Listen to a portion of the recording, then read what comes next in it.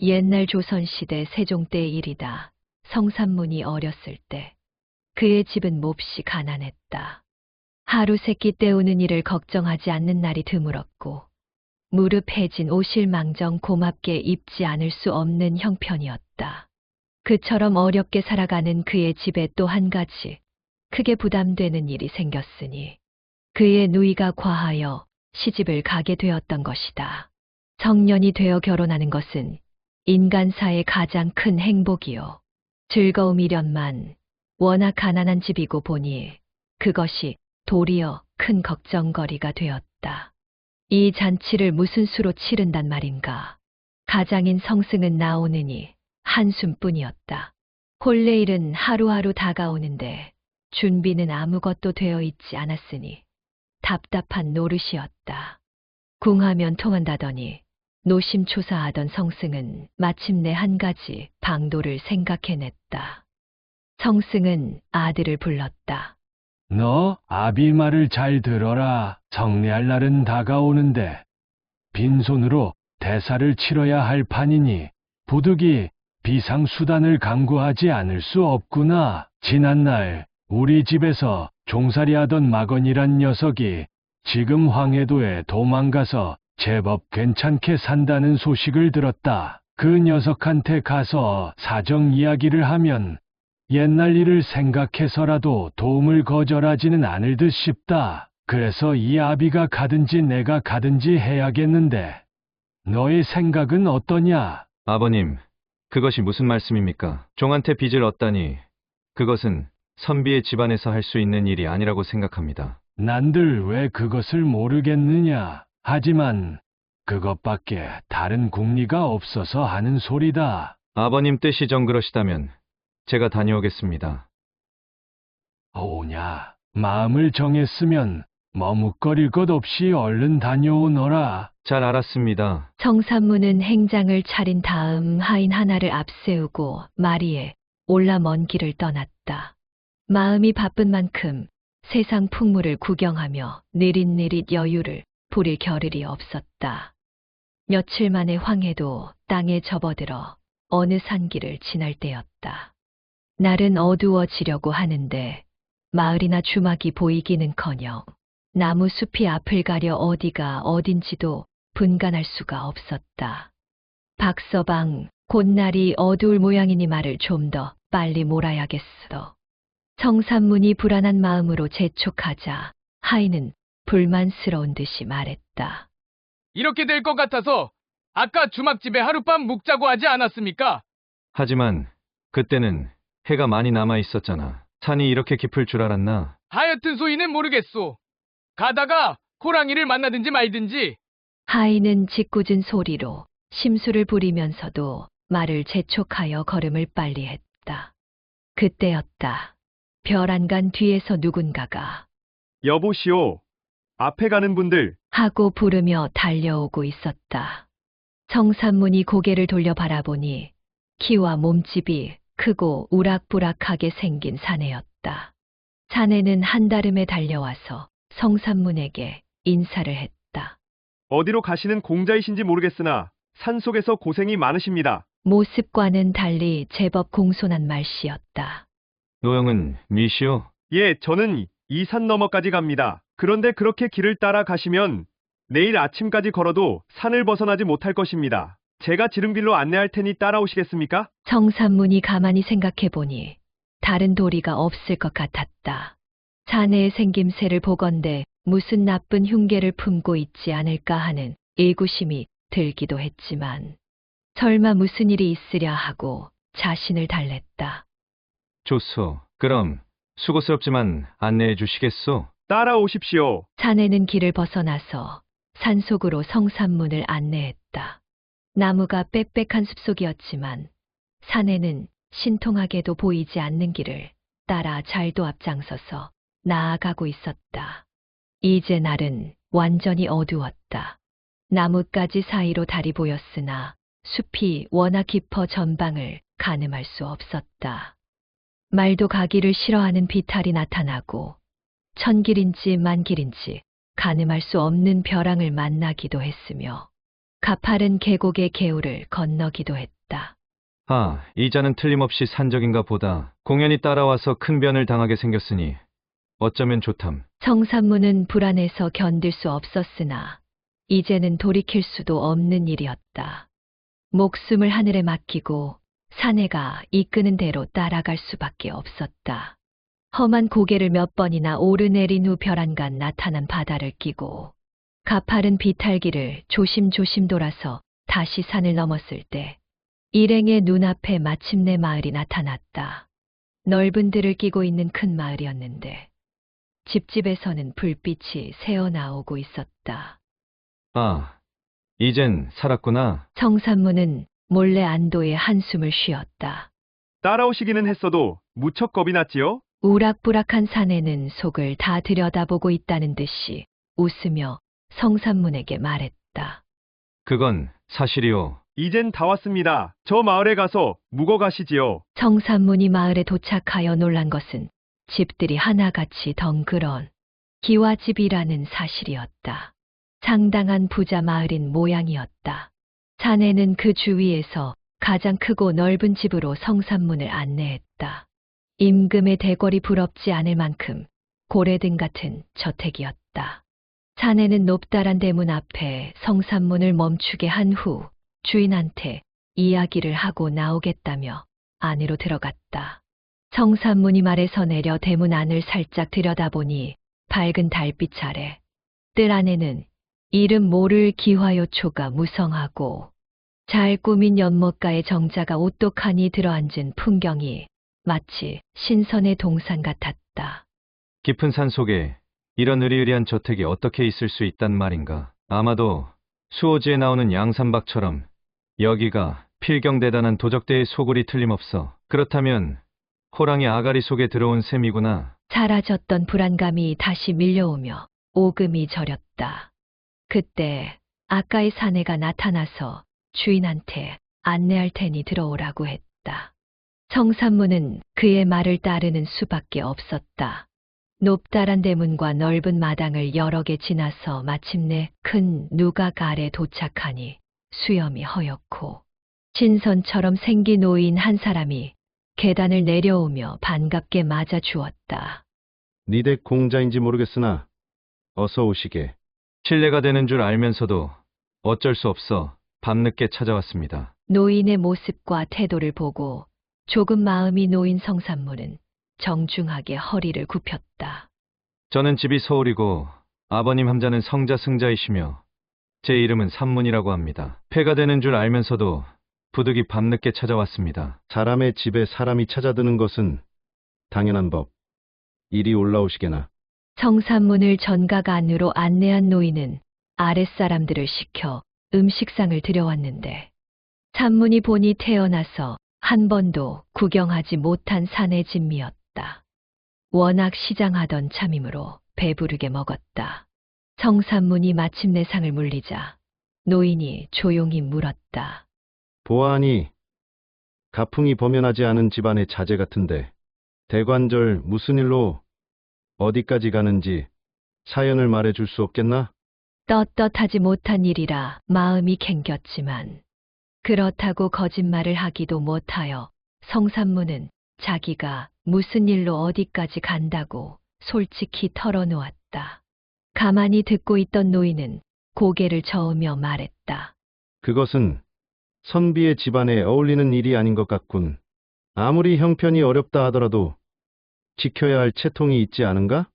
아버님이나 전들 왜 그것을 모르겠습니까? 그렇지만 다른 도리가 없어서. 아무리 그렇더라도 길이 아닌 쪽으로 가서는 안 되지 않겠는가? 방법은 찾아보면 있는 법일세. 그 혼례 비용을 내가 변통해 줄 터이니 자네는 집으로 돌아가도록 하게. 말씀은 감사합니다만 처음 뵙는 어른한테 어찌 그런 신세를 질 수 있겠습니까? 옛날 종살이 하던 부치한테 부탁하는 것보다야 낫지. 뭘 그러나 내가 자네한테 그만한 호의를 베풀려고 하는 것은 보아하니 자네가 앞으로 귀하게 될 인물이므로 아끼는 마음에서일세. 어떤가? 그렇게까지 말씀하시니 염치 없지만 높으신 뜻을 따르겠습니다. 오늘은 여기서 자고 내일 아침에 집으로 돌아가게나. 그러면 내가 주선해서 보내는 것이 자네보다 먼저 도착해 있을 터이니. 청산문은 믿을 수도 안 믿을 수도 없는 처지였다. 다시 한번 관심 있게 노인을 쳐다보니 신선 같은 풍모와 그윽한 분위기가 속세의 사람 같지 않았다.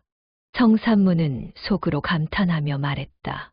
제가 감히 이런 말을 입에 올리기는 어려우나 어르신께서는 들판같이 넓은 국량과 바다같이 깊은 식견을 가지고 계신 듯합니다. 그렇다면 큰 포부를 펴서 성명을 세상에 떨치시는 것이 마땅하다고 생각하는데 어째서 이런 산속에서 호젓한 생활을 하고 계십니까? 비는 공평하게 내리지만 무성한 나무도 있고 메마른 나무도 있네. 본래 미천한 집안에 났으니 세상과 더불어 산들 어떻고 버림을 받은들 대수겠나. 이렇게 한가로운 생활을 하더라도 젖을살이 하는 것보다 못할 것 없지. 성현의 글을 읽음이 나한테는 임금이나 아버님을 대하는 것과 같고 넷 사설을 읽음이 공무를 보는 것과 같고 소설을 읽음이 광대를 보는 것과 같고 시를 읊음이 가무 음류를 듣는 것과 같다네. 스스로 만족하니 그것이 곧 북이요. 욕을 당하지 않으니 그것이 곧 영하며 재앙이 없으므로 복이요. 애써서 할 일이 없으니 신선이 아니겠나. 그런데 더 무엇을 바라리. 노인은 그렇게 말하고 껄껄 웃는 것이었다. 청산문은 진심으로 탄복하여 머리를 조아렸다. 참으로 좋은 말씀을 들려주셨습니다. 먼지에 찌들었던 가슴이 확 트이는 듯합니다. 창을 통하여 방에 들어온 달빛이 옷같이 맑게 빛나고 그 아래에 앉은 노인은 금방이라도 하늘로 올라갈 것 같은 신비로운 분위기를 자아내었다. 노인은 조용히 일어나 난간으로 나가 노래를 부르기 시작했다. 동서남북 다녀봐야 뜬 세상인 공이로다. 하늘도 공, 땅도 공, 답답한 인생이여. 해도 공, 달도 공, 오고 간들 무엇하며 논도 공, 밭도 공, 임자만이 갈라놓네. 금도 공, 은도 공, 죽어지면 빈손이요. 아내도 공, 자식도 공, 저승길에 못 만나리. 대장경의 공도 색, 반야경엔 색도 공. 아침은 여기, 저녁은 저기. 인생인즉 버리로다. 꽃 찾아서 꿀 만들되 모름지기 공이여니. 삼경 부기제 듣고 오경종 모르누나. 궁굴려서 생각하니 어즈버 꿈이로세. 참으로 심오한 철학을 시사하는 노래였다. 청산문이 경탄의 심정으로 그 내용을 음미하고 있을 때 노인은 노래를 마치고 그에게 말했다. 밤이 이미 깊었으니 사랑에 나가서 몸을 이게. 그리고 내일 아침에 길을 떠날 즈음에는 서로 만나지 못할 것이니 아예 작별하세. 무슨 말씀이시지요? 이 늙은이가 새벽에 어디로 가야 할 일이 있다네. 그렇게까지 말하는데 더 뭐라고 물어볼 수도 없었다. 청산문은 노인한테 절을 하고 물러나와서 그 집 하인이 안내해 주는 사랑방에 들었다. 잠자리에 누웠으나 피곤한데도 불구하고 잠이 쉽게 오지 않았다. 깊은 산 속에 이런 선경 같은 곳이 있다는 것이 믿어지지 않았고 노인의 정체가 몹시도 궁금했다.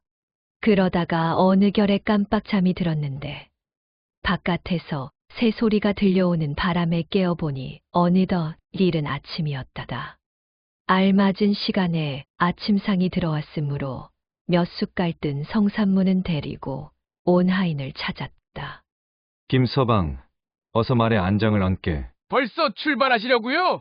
서울까지 수백 리 길이나 되니 가능한 한 빨리 움직여야지. 집에 돌아가신다는 말씀입니까? 그래. 아니, 도련님, 막원이란 놈 찾아볼 일은 어떻게 하고요? 그것은 김서방이 걱정할 일이 아니잖아. 그는 하인에게 핀잔을 주고는 출발을 서둘렀다. 간밤에 이야기한 대로 노인은 이미 어디론가 떠나고 없었으므로 청산문은 다만 그 집 하인의 배웅을 받으며 그곳을 출발했다. 일러주는 방향대로 서울을 향하여 걸음을 재촉하는 성산문의 가슴 속에는 이 생각 저 궁리가 다 떠올랐다. 엄연히 눈으로 보고기로 들은 현실이면서도 꼭 무엇엔가 홀린 것 같은 기분이었다. 무엇보다도 그냥 집으로 돌아가도 될 일인지가 걱정이 되었다. 노인은 혼례 비용을 거저 변통해 준다고 했고, 아까 그 집 하인의 말에 의하면 누군가가 노인의 심부름을 받고 서울로 미리 떠났다고 했지만, 과연 그 말을 신용해야 할지 어떨지 자신이 서지 않았다. 만일 노인의 약속이 빈말이었거나 심부름꾼이 도중에 무슨 일을 당하여 서울에 올라가지 않기라도 한다면 그런 야단이 없지 않은가. 그렇게 생각하자니까 노인의 말만 믿고 발걸음을 돌린 자기의 처사가 너무 경솔하지 않았는지 후회스러웠다. 그렇다고 이제 와서 다시 본래의 목적지로 가자고 하인에게 지시할 수도 없었다. 에라 모르겠다. 모든 것은 하늘에 맡기자. 어제 저녁 이후 나한테 일어난 일은 아무래도 내 지식과 판단의 한계를 벗어난 것이다. 그렇다면 거기에 순응할 수밖에 없지 않은가. 그렇게 생각한 성산문은 마음을 느긋하게 먹기로 했다. 그러나 마침내 서울에 도착하여 동대문을 통과한 다음 집이 가까워지자 다시금 태산 같은 걱정이 가슴을 짓눌렀다. 무사히 돌아왔다는 안도감은커녕 소가 도살장에 끌려온 것과 같은 심정이었다. 이윽고 집에 도착한 성산문이 얼른 대문턱을 넘어서지 못하고 문 밖에서 머뭇거리며 우선 안의 분위기를 살펴보니 이상하게도 온 집안 사람들이 어른 아이 할 것 없이 모두 즐거운 얼굴로 분주하게 움직이고 있었다. 성산문을 발견한 가족들이 달려나와 반갑게 맞았다. 성산문은 말에서 내려 우선 아버지한테 인사를 올렸다. 그동안 존체 안녕하셨습니까? 오냐, 고생 많았겠구나. 소자가 아버님의 지시를 어기고 도중에서 돌아왔으니 그 죄가 큽니다. 처벌을 내려주십시오. 성산문은 무릎을 꿇고 고개를 숙였다. 성승의 눈이 휘둥그레졌다. 아니, 그것이 무슨 말이냐. 내가 돈을 1000냥이나 보내주어서 내 누이의 혼례 준비를 넉넉하게 할 수가 있었기에 온 집안 사람들이 이렇게 바쁘게 돌아가는 중인데. 예, 그렇습니까? 성산문은 고개를 끄덕였다. 그 이상한 노인이 자기와 약속한 바를 지켰다는 것을 비로소 알 수 있었다. 그는 어리둥절한 아버지한테 자기가 겪은 일을 이야기했다. 고개를 끄덕이며 듣고 난 성승은 탄식하여 맞이 않았다. 세상에는 이상한 일도 많다. 내가 만났다는 그 노인은 필경 예사 사람이 아닐 것이다. 내가 귀하게 될 인물이기 때문에 돕는다고 했으니 그 뜻을 그대로 받아들임이 옳을 것 같다. 아무쪼록 그 말을 심중에 새겨 학업에 열중함으로써 하늘이 정하신 바에 스스로 그릇됨이 없게 하라. 명심하겠습니다. 성산문은 그 후 공부를 하면서 게으름을 피우고 싶거나 엉뚱한 짓에 유혹을 받을 때마다 이상한 노인을 생각하며 자신을 가다듬었고 그리하여 마침내 과거에 급제했던 것이다. 재미있게 보셨는지요? 성산문은 1418년 출생하였고 본관은 창녕, 자는 금보입니다. 호는 외주컨, 시호는 충문, 창녕성씨의 회곡공파이며 단종의 보기를 꾀하다가 생을 마감한 사육신 가운데 대표격인 사람이기도 합니다. 성승과 박첨의 딸 죽산박씨의 아들로 태어났으며 성산문의 아버지 성승은 사육신의 반열에는 들지 않았지만 역시 단종을 복위시키려는 계획에 동참했었습니다. 부자가 한꺼번에 왕에게 반기를 든 셈이라 결국은 형제들도 다 죽고 집안이 쫄딱 망하고 풍지박살나고 말았습니다. 학자의 이미지가 강한 성산문이지만 아버지 성승은 물론이고 할아버지 성달생까지 모두 무장이었는데 이 집안의 무인적 풍모는 성산문의 강직한 면에 영향을 준 것으로 보여지며 충청도 홍주 지금의 홍성에서 태어났는데 이름이 특이한데 낳을 때 공중에서 낳았느냐? 라는 소리가 3번 들렸다고 한다. 3번째 질문에서야 비로소 아이를 출산했기 때문에 이름이 산문이 되었다는 재미있고 기이한 설화가 전해지기도 합니다.